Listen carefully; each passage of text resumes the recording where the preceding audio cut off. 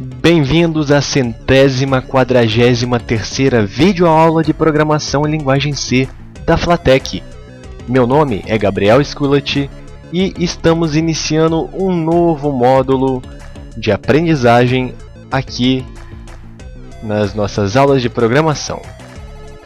Bom, nessa primeira videoaula, como vocês podem ver no título aí, trataremos de introdução a vetores. Eu deixei aqui algumas coisas que eu tenho para falar para vocês. A primeira delas, como você pode perceber, o nosso fundo musical aí mudou, né? Foi uma sugestão do Nivaldo Reis de Oliveira na aula 115. Eu deixei até aqui aberto, porque ele disse: bom dia, amigo, me inscrevi, suas aulas são boas. Vou fazer só uma crítica construtiva. Por que não retira essa música de fundo? Ela é meio chata, vai indo e fica enjoativa a música. Bom, então eu respondi para ele, agradecendo, né? E dizendo que a sugestão construtiva é muito bem-vinda, mas que eu acredito que um som de fundo evita a monotonia na aprendizagem dos alunos, né? E que tem muita gente que perde o interesse se não tiver um fundo musical, né? Isso ajuda muito a concentrar. Mas sempre que estaremos mudando de módulo, vamos estar mudando o fundo musical também para não ficar tão enjoativo. Espero que vocês gostem desse fundo musical e vamos então iniciar o nosso módulo de vetores.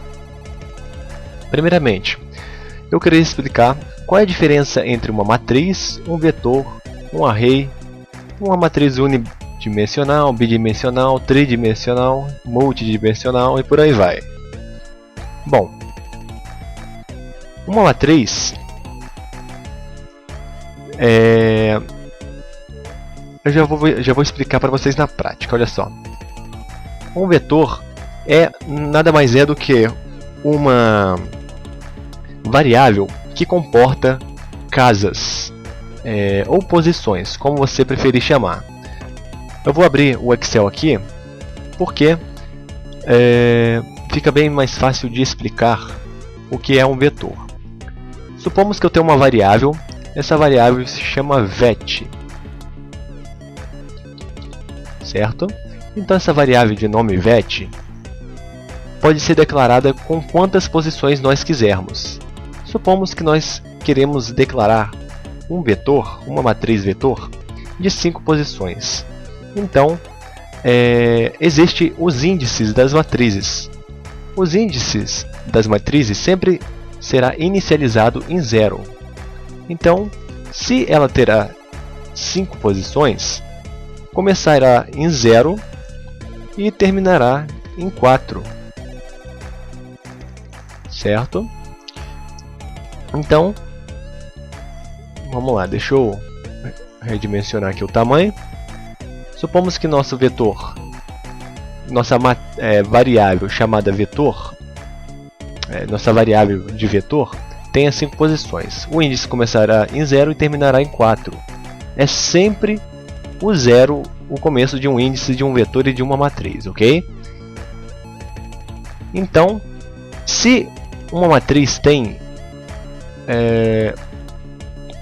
a capacidade de comportar posições, podemos então também acrescentar quantos valores a matriz tiver, o vetor tiver as posições. Por exemplo, na posição 0 podemos incluir um valor qualquer, por exemplo, 11. Na segunda posição, que é 1, podemos incluir um outro valor. Na terceira, um outro valor. Na quarta, um outro valor. E na quinta posição, um outro valor. Então, o vetor está aqui nessa tabela do Excel representada por linhas, ou seja, vetores são representados por colunas. Existem as matrizes também. As matrizes são compostas de dois tipos de posições: as colunas, como aqui você já vê, e também as linhas. Quando uma variável se trata de uma matriz, então, além de colunas, é possível também popular valores nas linhas. Isso são chamados de matrizes bidimensionais. Matrizes unidimensionais nada mais é que os vetores. Que um vetor, né? A matriz unidimensional é apenas um vetor. Um array é a mesma coisa que vetor e também de matriz unidimensional. A matriz bidimensional já faz parte colunas e linhas, certo? Tem também as matrizes tridimensionais, quadridimensionais, multidimensionais e por aí vai. Mas é importante que nesse módulo comecemos então com o básico, que são apenas os vetores, ok? Você vai aprender aí mais para frente o que são matrizes e como trabalhar com elas, mas por enquanto estamos inicializando a nossa videoaula de vetores. Eu vou fechar aqui então o Excel e já vou abrir aqui o DevC++, que é o compilador que nós trabalhamos aqui desde a criação do nosso curso, desde a primeira aula, correto? E vamos lá então. Armazenagem, deixa eu chegar na pasta onde abordaremos os vetores. E vou abrir aqui para te dar um exemplo, para dar para vocês um exemplo. A primeira coisa então é como declarar um vetor. Um vetor pode ser declarado exatamente como as variáveis, porém declarando também o tamanho, a quantidade de posições. Vamos usar um tipo int para criar um vetor.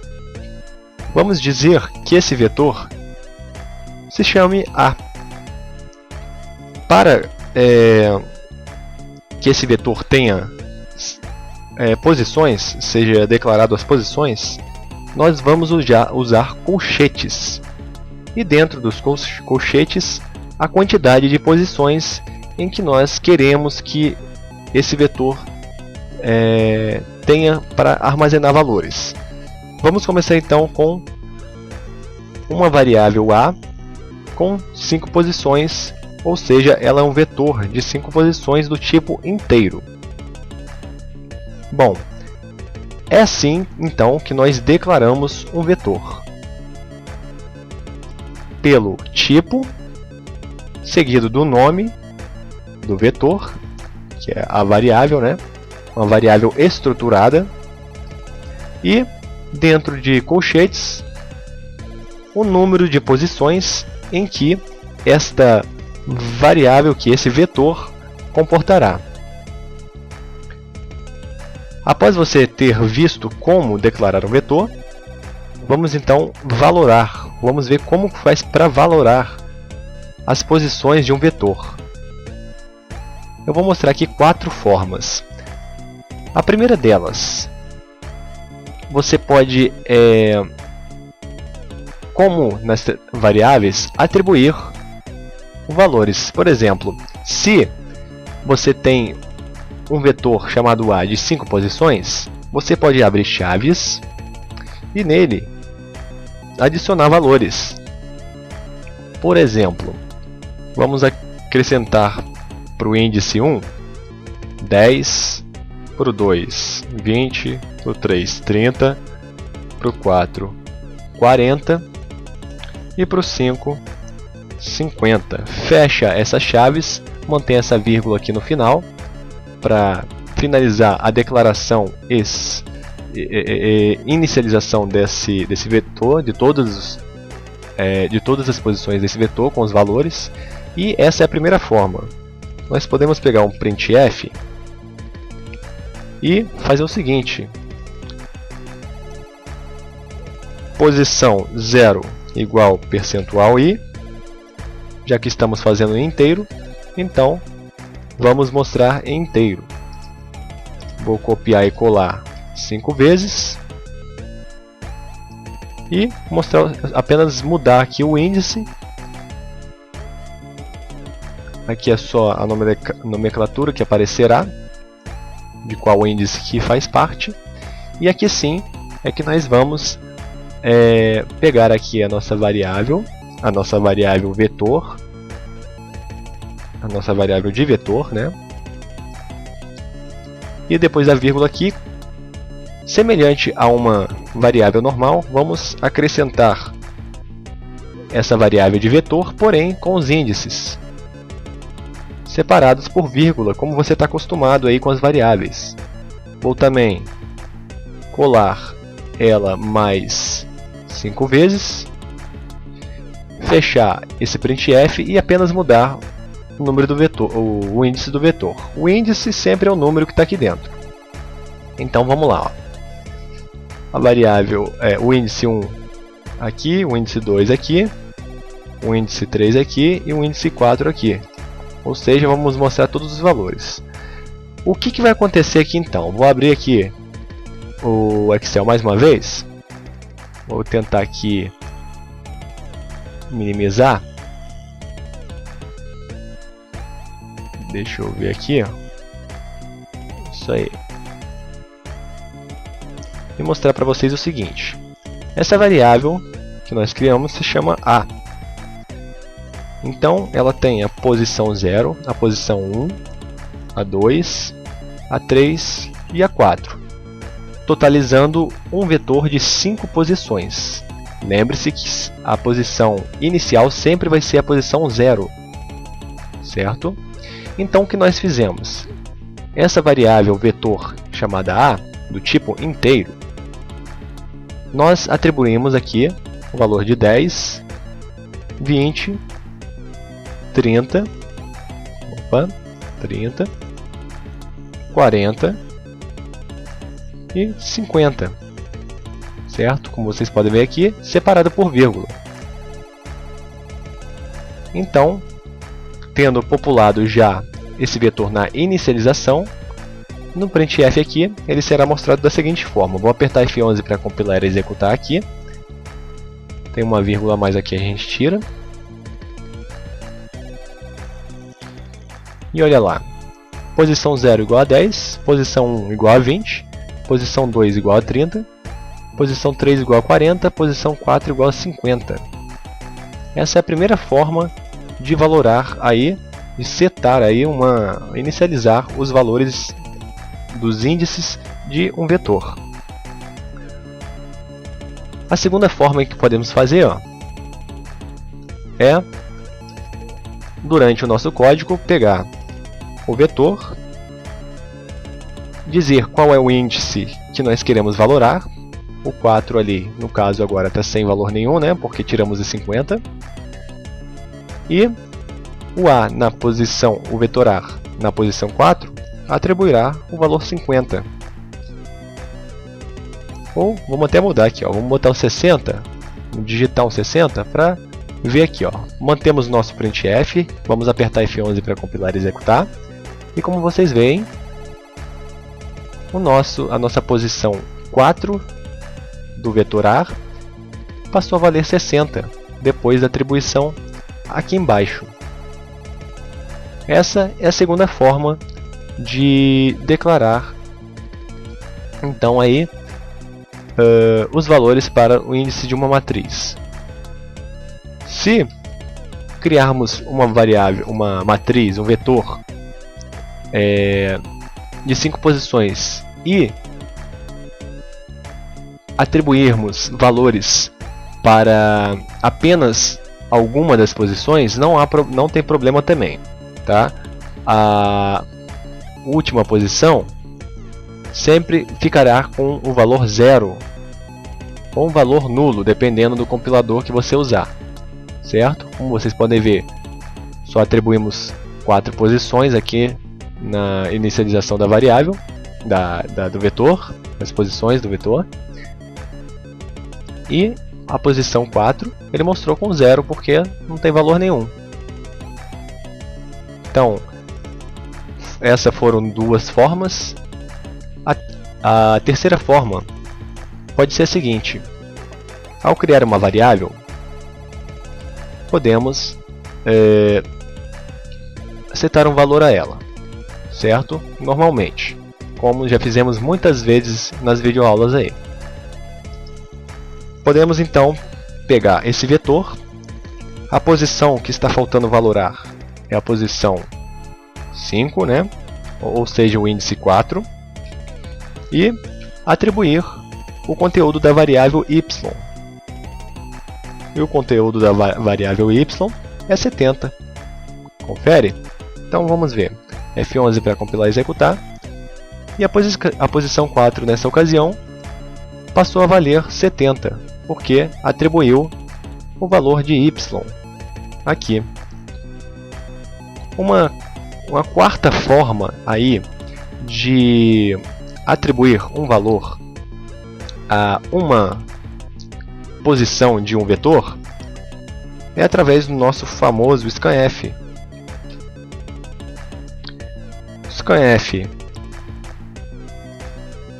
abre parênteses, abre aspas duplas, percentual i, porque vamos ler o valor em inteiro, vírgula, vetor de nome A, posição 4, índice 4, né? A posição é 5 na verdade e o índice é 4. E não esquecendo do e comercial, certo? Fecha parênteses, vírgula, e vamos então apertar F11 para compilar e executar. Ele pediu para que digitemos o valor, vamos digitar o valor 80, e como você pode ver aqui, ele atribuiu o valor 80 que digitamos através do teclado na posição 5 de índice 4 do nosso vetor A de 5 posições. Posição 0, 1, 2, 3 e 4, e totalizando 5 posições. Vamos lá, vamos deixar bem claro. Índice é quando começa em 0. Posições é a quantidade de índices que terá, ok? Vamos combinar assim para não fazermos confusão. Então, lembre aí, índice é o que começa em 0 e posição é a quantidade aí que inicia o índice, ok? Até terminar. Vou fechar aqui então, vamos ver o que eu tenho mais para falar aqui para vocês. Como exibir os valores das posições. Você viu então aqui como setar um valor e temos também as formas de exibir esses valores.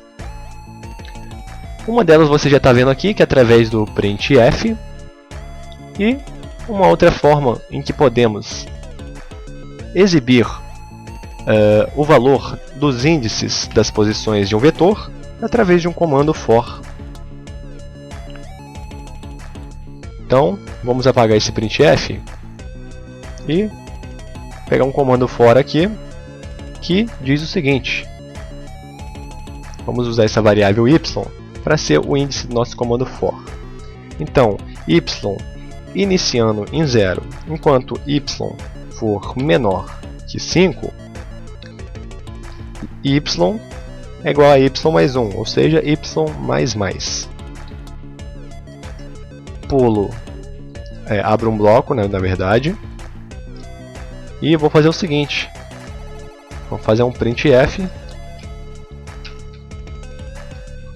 mostrando, vou quebrar uma linha cada vez que o loop rodar e mostrar o seguinte: posição percentual i tem o valor igual percentual i, aspas duplas, fechando, E vou mostrar. A posição I que eu quero mostrar é a variável y. E o valor que eu quero mostrar do índice é a variável A com y, que vai ser o índice. Se vocês já vão entender com mais clareza isso aqui. Então, vamos voltar aqui no for. Y é igual, inicia em 0. Enquanto y for menor que 4 e menor que 5, ele vai repetir o loop. Por que menor que 5? Porque inicia em 0. O 0 faz parte de uma das posições das 5 que esse vetor de nomear tem. Certo? Então, vamos lá. F11 para compilar e executar. Ele está pedindo para mim inserir um valor para o índice 4, posição 5 da variável do vetor A. Vou inserir um valor 90, apertar Enter e, como você vê, o nosso comando for printou todas as posições, todos os valores que estão contidos nas posições desse vetor, de 0 a 4, 10, 20, 30, 40 e 90. 90 que digitamos para a posição 4, através do comando scanf. Bom, temos também uma opção de usar vetores do tipo char. O que é, então, um vetor tipo char? Vamos usar novamente um vetor de nome A, porém do tipo char. Esse vetor conterá, através de colchetes, 7 posições. 7 posições e fecharemos com ponto e vírgula essa criação desse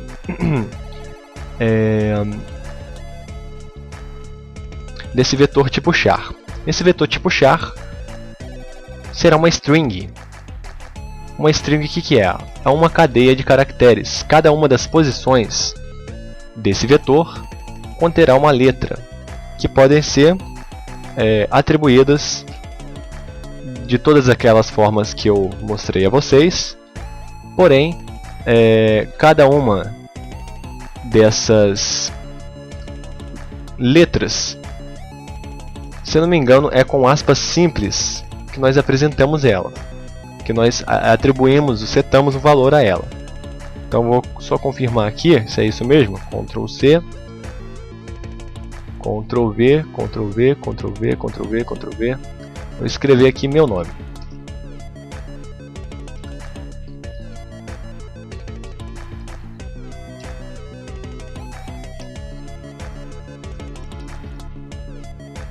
Mais uma vez.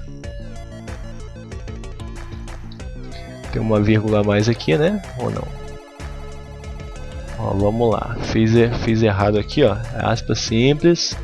Aspas simples. Aspas simples. Aspas simples. Aspas simples. Aspas simples e aspas simples. Fecha essas chaves e ponto e vírgula. Vamos ver então se é isso mesmo. Printf percentual.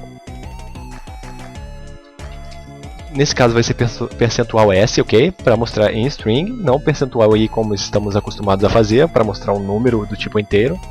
E mostrar então o vetor A.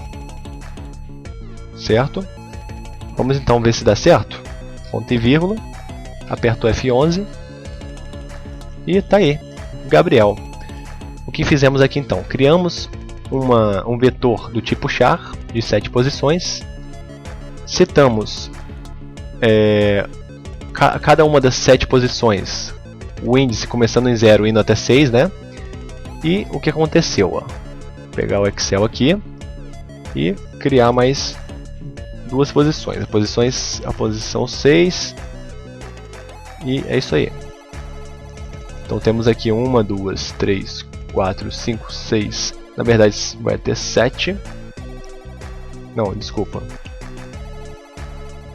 0, 1, 2, 3, 4, 5. Pulei o 4 aqui, né? 5. Agora sim. 7 posições. O que eu fiz foi nada mais que isso, ó.